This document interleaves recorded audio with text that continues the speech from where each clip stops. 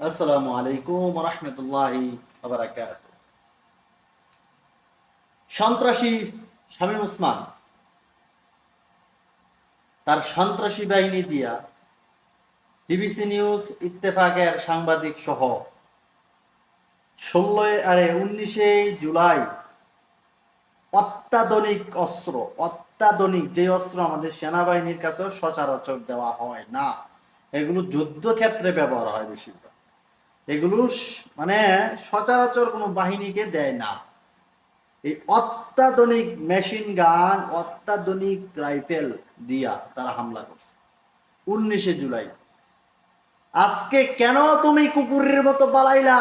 তোমার অস্ত্রধারীর ক্ষমতা আজকে কোথায়? আজকের শামীম ওসমানকে বলতে চাই, আজকের যারা এই নারায়ণগঞ্জে এই যে শামীম ওসমানের সাথে পেটুয়া সন্ত্রাসী বাহিনী যারাই ছিল, মানুষের উপরে এই যে অস্ত্র দিয়ে তোমরা যে হামলা করছো, আজকে কেন পালিয়ে থাকো? কেন? তোমার ক্ষমতা কোথায়? তোমার অস্ত্র আজকে কোথায়?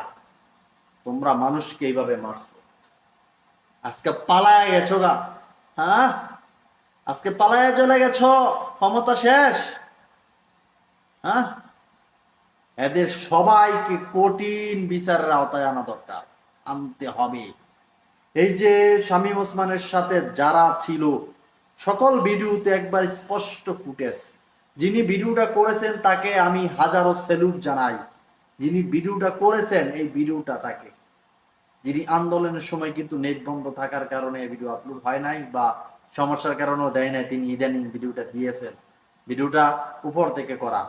এই শামীম ওসমানের সন্ত্রাসী বাহিনী এবং তার ছেলে, তার কি শালা না কি আছে, সব আওয়ামী লীগের নেতাকর্মী, প্রত্যেকটা রাতে অটোমেটিক অত্যাধুনিক মেশিন গান, যেগুলো আমাদের কোনো বাহিনী রাতে দেওয়া হয় না, বাহিনী রাতে এগুলো দেওয়া হয় না, সেগুলো দিয়ে তারা হামলা করছে।